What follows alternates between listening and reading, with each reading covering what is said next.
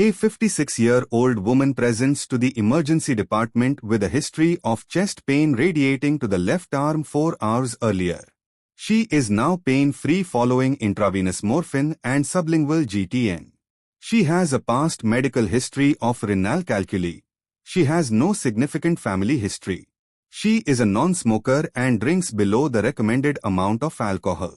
Cardiovascular and respiratory examination isn't remarkable. Her chest radiograph is normal. Hematology and biochemistry, including troponin, results are normal. Her ECG shows a normal sinus rhythm with inverted T waves in leads 3 and AVR. What is the recommended next step in the management of this patient? Options are: A. Admit for repeated serial troponin samples. B. Repeat ECG in 30 minutes. C. Arrange urgent echocardiogram. D. Consider discharge having ruled out nonset elevation myocardial infarction. E. Arrange urgent CT angiogram of the aorta. Answer is D. Consider discharge having ruled out non-ST elevation myocardial infarction. Given the patient's age, lack of risk factors and normal cardiac enzymes, she is low risk in any validated cardiac scoring system, heart, EDACs or THEMI. Given the normal ECG, T-wave inversion is a normal variant in 3 and always present in AVR, it would be appropriate to discharge this patient having excluded acute myocardial function.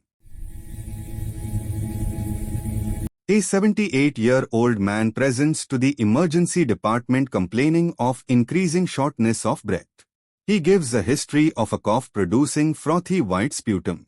On examination, you note widespread fine crackles, a mid-diastolic murmur and a prominent first heart sound. What is the most likely diagnosis?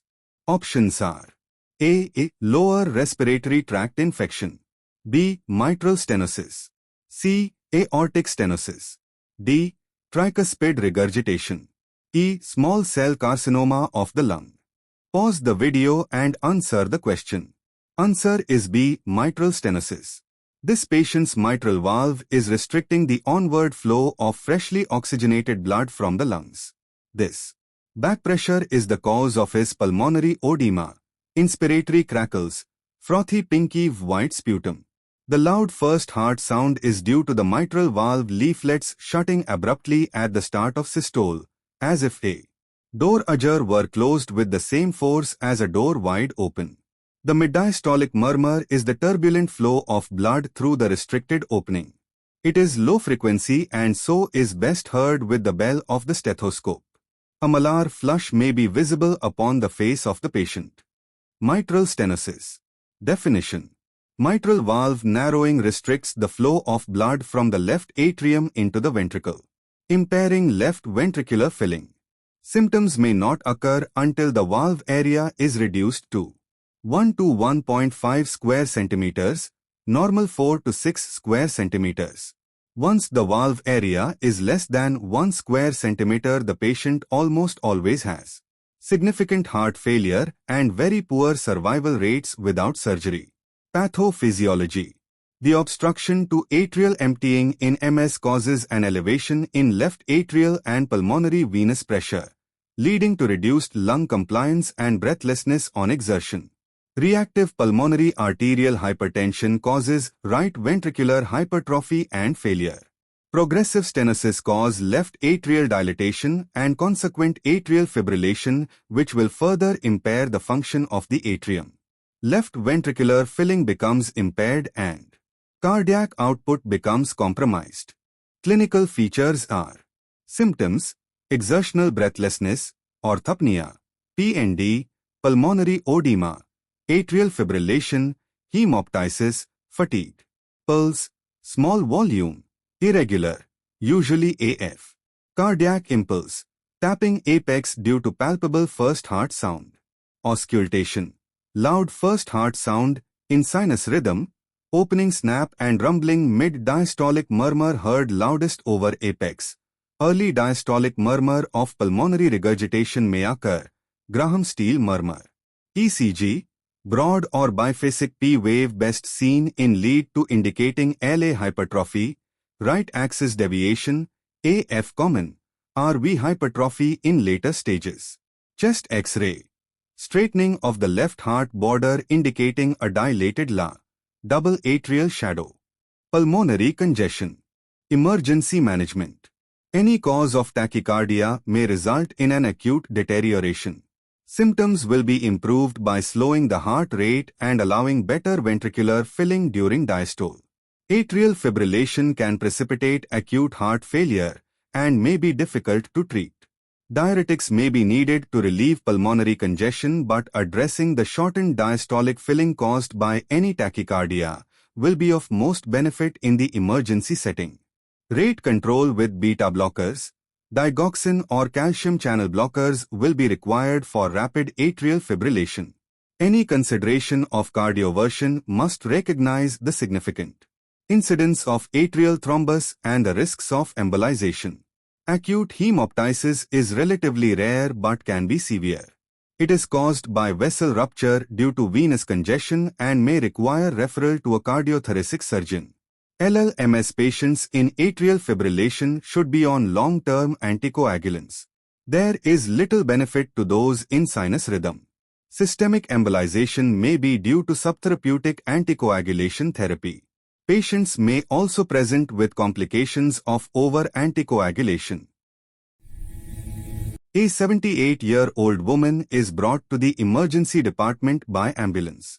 Her husband tells you she complained of severe indigestion 3 days ago that settled after a day.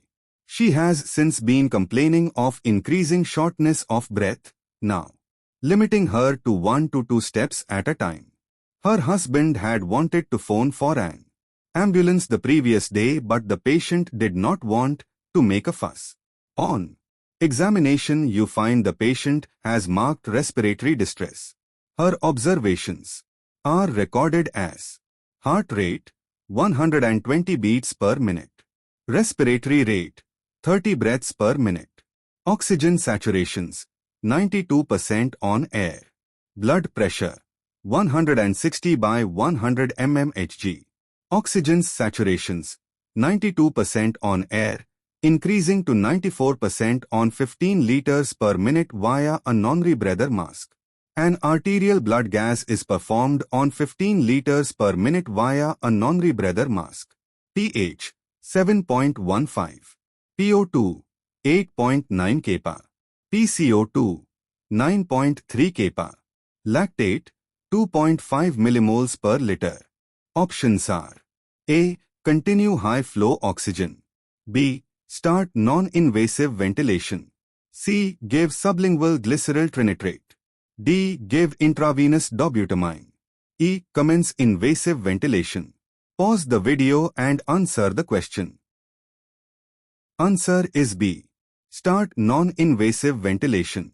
Consider non-invasive positive pressure ventilation, continuous positive airway pressure, bilevel positive airway pressure in patients with respiratory distress, respiratory rate 25 breaths minute, SPO to less than 90%. Start as soon as possible to decrease respiratory distress and reduce the rate of mechanical endotracheal intubation. A 39-year-old woman presents to the emergency department after being found collapsed on a park bench. She has evidence of recent intravenous drug use and responds to intramuscular naloxone. She is able to give a 2-week history of fever and sweats with associated weight loss. One examination, you note splinter hemorrhages. Which investigation is most useful to confirm your suspected diagnosis? Options are A. Chest X-ray, B. Transthoracic echo, C. CT pulmonary angiogram, D. CT chest, E. Lumbar puncture. Pause the video for a moment and answer the question. Answer is B. Transthoracic echo. The decision to obtain a transthoracic echocardiogram rather than transesophageal echocardiogram is often difficult and has been considered by various guidelines. Any patient suspected of having native valve infective endocarditis should be screened with transthoracic echo if negative and suspicion still remains. patients should undergo transesophageal echo.